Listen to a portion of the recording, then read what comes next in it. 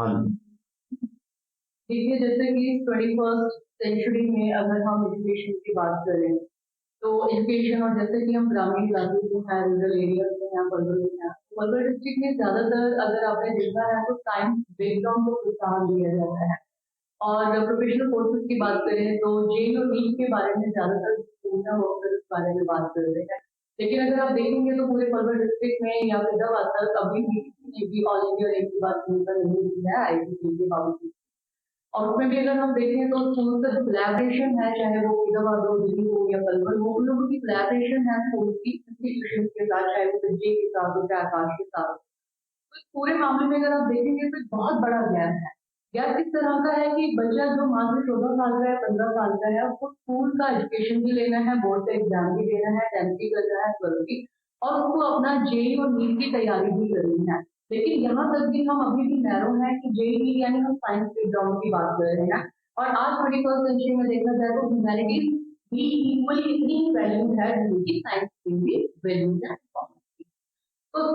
Medical non medical के अलावा अगर हम और प्रोफेशनल कोर्सेज की बात करें या करियर की हम बात करें करियर ऑप्शन की, तो क्लैश भी है उसके अंदर, सीएससीएस भी है, एनडीए भी है उसके अंदर, यूपीएससी भी है। ये सारे ऑप्शन भी हैं जो बच्चों के सामने खुले हुए हैं आज के बच्चे के सामने, क्योंकि 12th करते ही बच्चों को अपना एग्जाम देना है।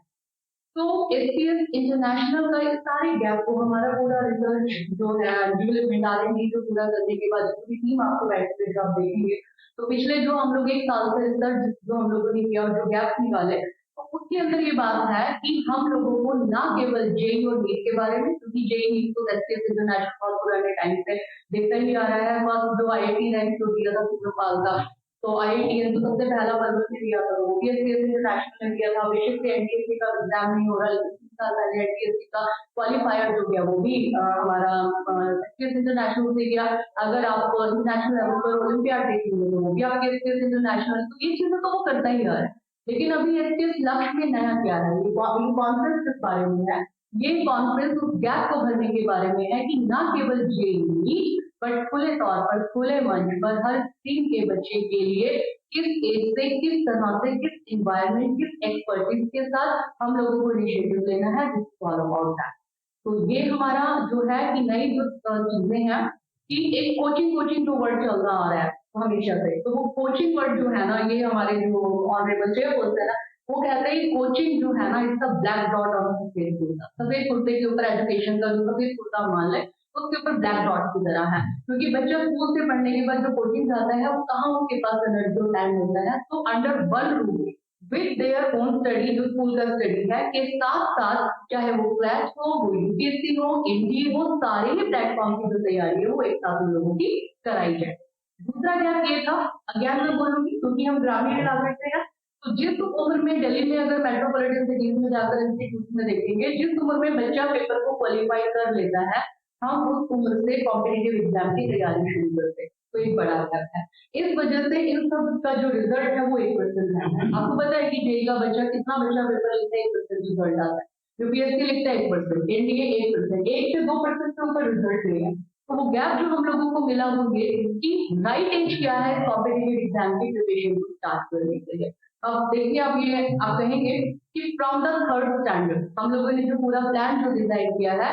थर्ड क्लास से 8th क्लास तक, we call it generation 1 program. तो बच्चों को थर्ड से ही जो हम लोगों ने पूरा मॉड्यूल, जो पूरा करिकुलम एक्सपर्ट के द्वारा पूरा साल हम लोगों को लग गया, जो करिकुलम हम लोगों के डिजाइन किया, हम लोगों ने किया है, एनवायरमेंट इस तरह का तैयार किया गया है, क्योंकि स्कूल का प्रोग्राम है, उसका इंफ्रास्ट्रक्चर पूरी तरह से अलग है, उसका फर्नीचर अलग है, उसका एम्बियंस बिल्कुल अलग है, उसकी फैकल्टी मेंबर बिल्कुल अलग है, उसका करिकुलम बिल्कुल अलग है, टाइम टेबल बिल्कुल अलग है। सिर्फ स्कूल के साथ दो ही चीजें सिमिलर है, एक उसका यूनिफॉर्म, एक दो अलग से जो बुक्स वो सिर्फ कॉमन है। इसके अलावा सब कुछ अलग वे में थर्ड से 8 तक का जनरेशन 1, जहां पर आपको जो कॉमन प्रोग्राम्स है, चाहे वो रीजनिंग है, एप्टीट्यूड है, इंडियन कॉन्स्टिट्यूशन है, पॉलिटिक्स है, चाहे वो करंट अफेयर, सब एक मॉड्यूल है जिससे तैयारी होगी।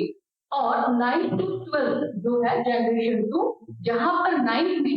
करियर काउंसलिंग पर बच्चे को ये बता दिया जाता है, क्योंकि 9th का बच्चा जन्म capable to pursue their career कि किस फील्ड में उसको करियर ऑप्शन लेना है, तो 9th में ही हम लोग उनको करियर काउंसलिंग देकर बताते हैं कि किस फील्ड के लिए अपने आप को तैयार करना चाहता है। अब जैसे हमारे स्कूल के बच्चों का भी मेरे को लग रहा है कि शायद ये हम मिस कर गए, वो बच्चे हमें बुलाने चाहिए थे। अब 9th क्लास के बच्चों से पूछेंगे ना तो क्लियर बता देगी गुड़िया हमारी मुझे फ्लैट ही करना है। 9th क्लास के बच्चे क्लियर, मैं डैम श्योर मुझे यूपीएससी करना है, मैम मुझे रिजल्ट मिलेगा, मेरे को जेई ही करना है। मैं हम एक बच्चे को हमने बोला जेई दूसरे का नहीं मैम मुझे एमबीए ही करना है। उस लेवल पे 9th के बच्चों का हमारा करियर काउंसलिंग हमारा रहता है, बच्चे वहीं से क्लियर है। तो 9th से अब ये क्लासेस उसी वे में सेपरेटेड रहेंगी कि एनडीए का क्लास जहाँ है वो एनडीए का है, क्रैक का जहाँ है वो क्रैक का है, जीसीए का है सीए का है, जेई नीट तो है ही जो शुरू से एसपीएस करता ही आ रहा है और आपको बेहद उनका रिजल्ट दे ही रहा है। और देखिए एसपीएस इंटरनेशनल पूरे पलवल डिस्ट्रिक्ट में एक लौता वो स्कूल है जिसका आज तक किसी भी इंस्टीट्यूशन के साथ अलाइन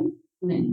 अगर आप एजुकेशन का देखेंगे, मैं नाम नहीं लेना चाहूंगी, पलवल के जितने स्कूल हैं जिनका अलायंसेस है इंस्टीट्यूशन के साथ और इंस्टीट्यूशन का जो रिजल्ट आता है वो स्कूल के साथ कोलैबोरेट कर लेता है। तो एसपीएस इंटरनेशनल और मिस्टर सुरेश भार्गव एक चीज के लिए जो जाने जाते हैं इस बॉर्डर से उस बॉर्डर में कहूंगी होटल से दिल्ली तक जेन्युइनिटी के लिए, ऑनेस्टी के लिए, जो रिजल्ट है वो जेन्युइन रिजल्ट है, वो स्कूल का रिजल्ट है, किसी कोलैबोरेशन के साथ किसी भी तरह का कोई भी रिजल्ट नहीं है। तो दीज आर ऑल अबाउट। और जो इसके अलावा